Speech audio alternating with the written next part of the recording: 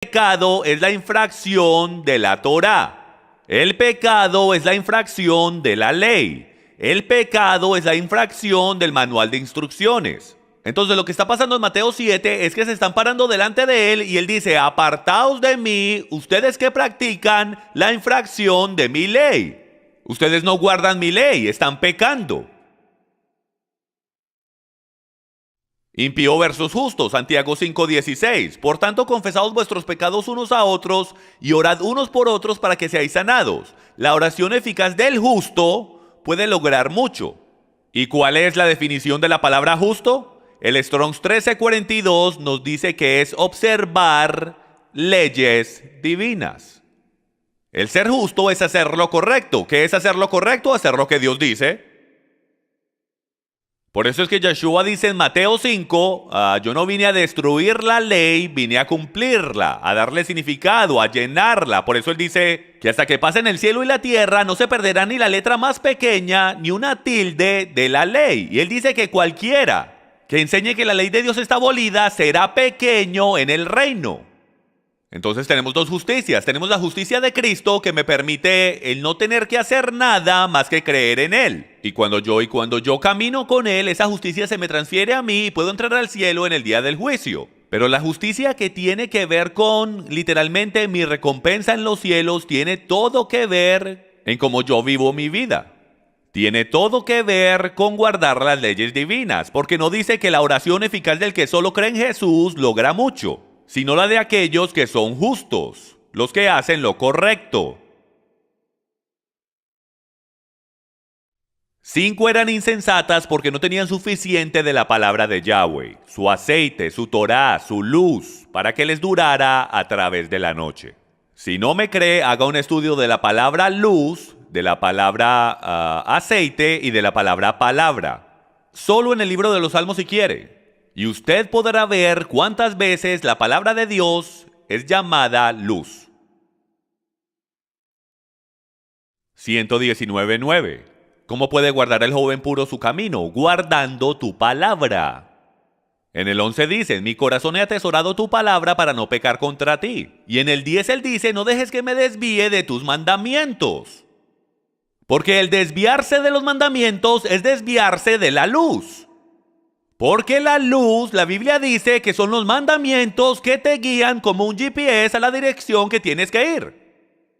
Los israelitas, cuando salieron de Egipto, ¿qué sucedió? Estuvieron dando vueltas en el desierto por 40 años por desobedecer a Dios. Si desobedeces los mandamientos de Dios, te quedas sin dirección. 5 fueron sabias o justas porque tenían suficiente de su palabra y la guardaban. Conocían la palabra de Dios. Estaban preparadas, conocían a su novio y estaban listas. Estas son las conclusiones de esta historia. Ellas conocían la estación de su venida, él vino en medio de la noche, 5 caminaban en la luz y 5 caminaban en oscuridad, y la historia gira en torno a la obediencia. Debían estar preparadas. Más escrituras apoyando la pretribulación. Segunda de Tesalonicenses 2:4, el cual se opone y se exalta sobre todo lo que se llama Dios o es objeto de culto, de manera que se sienta en el templo de Dios presentándose como si fuera Dios. ¿No os acordáis que cuando yo estaba todavía con vosotros os decía esto? Él les está hablando de que va a haber un profanamiento del templo, ¿ok? Y vosotros sabéis lo que lo detiene por ahora, para ser revelado a su debido tiempo. Porque el misterio de la iniquidad, el misterio de la no Torá, eso es lo que significa, ya está en acción.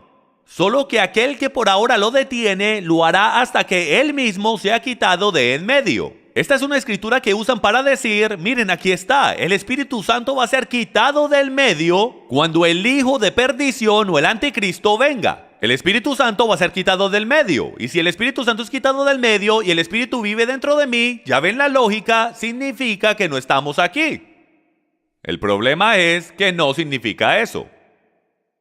El texto en actualidad dice que la restricción es quitada del medio. No es el Espíritu Santo, no es Él el que es quitado del medio. Lo que está sucediendo es que el Espíritu Santo lo está sosteniendo. Y cuando el Espíritu Santo se quite del medio, Cuando el policía se quita, el preso sale. No significa que el policía es quitado de la tierra. ¿Ven la diferencia? El Espíritu Santo es removido de ser la restricción. No dice en ningún lado en las Escrituras que el Espíritu Santo es removido de la tierra. Dice que Él es quitado del medio, porque Él está en el medio del enemigo.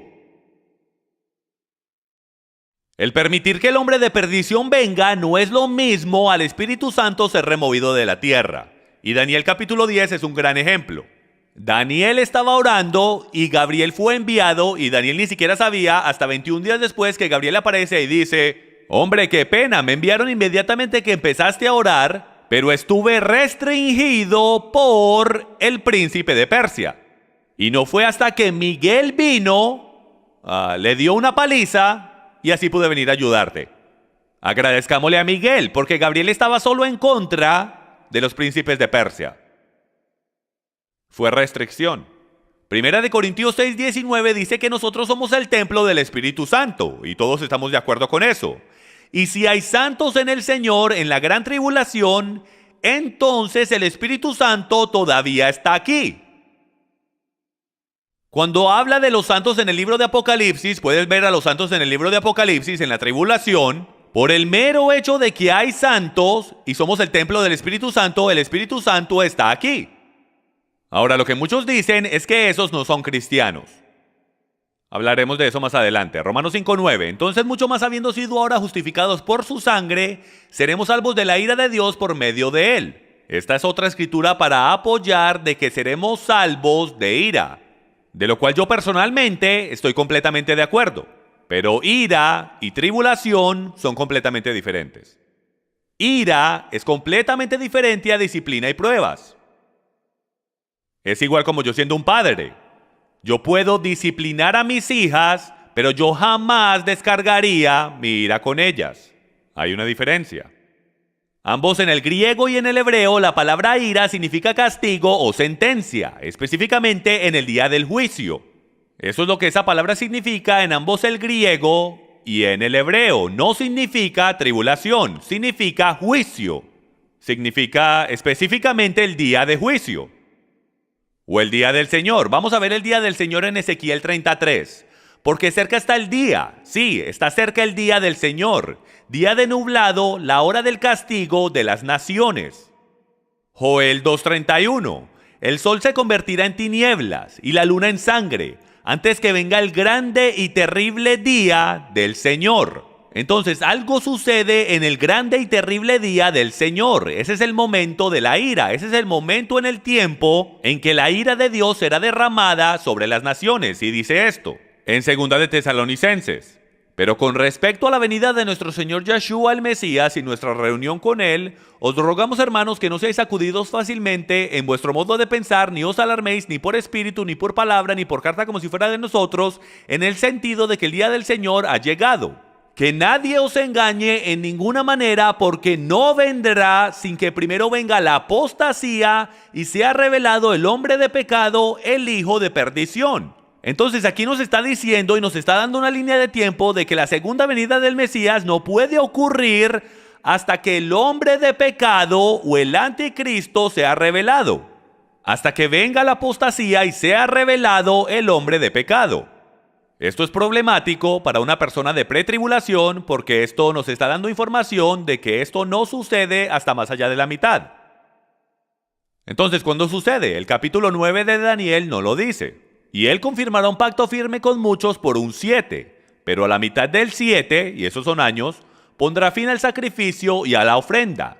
Y sobre el ala del templo él pondrá una abominación que causa desolación, hasta que la destrucción que ha sido decretada para él sea derramada.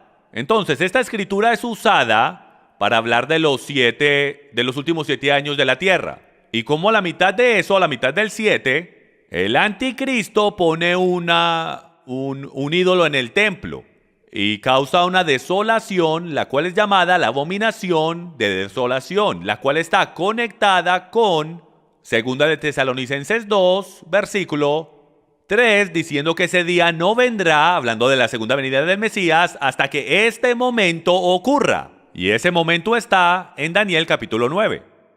Esto claramente nos dice que el regreso del Mesías por su novia no puede ocurrir hasta por lo menos la mitad de los últimos 7 años. Pero la posición número 1 de pretribulación es la siguiente. Es esta declaración.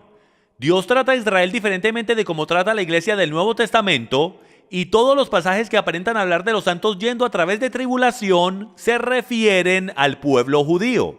Esta es la posición número 1 o la posición primordial de aquellos que creen en pretribulación. Y ellos dicen, lo entendemos, lo podemos ver, hay santos en la tribulación, aquí se ve, no somos ciegos. Pero no son santos cristianos, son santos judíos. O son otras personas que se salvan durante la tribulación y la única manera de que sean completamente salvos es que pierdan la vida.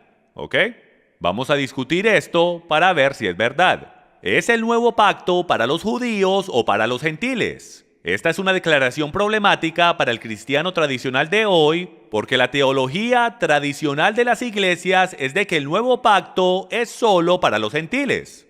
El problema es de que no hay ningún pacto con los gentiles en las escrituras. No lo encuentras por ningún lado. Vayamos a Jeremías 31, donde esto es lo que encuentras. He aquí, vienen días, declara el Señor, en que haré con la casa de Israel y con la casa de Judá un nuevo pacto. Esto está hablando de las dos casas de Israel. Porque este es el pacto que haré con la casa de Israel después de aquellos días, declara el Señor. Pondré mi ley dentro de ellos y sobre sus corazones la escribiré. Y yo seré su Dios y ellos serán mi pueblo. La misma Torá o las instrucciones de Dios que él dio en la montaña de Sinaí, que él dijo, yo quiero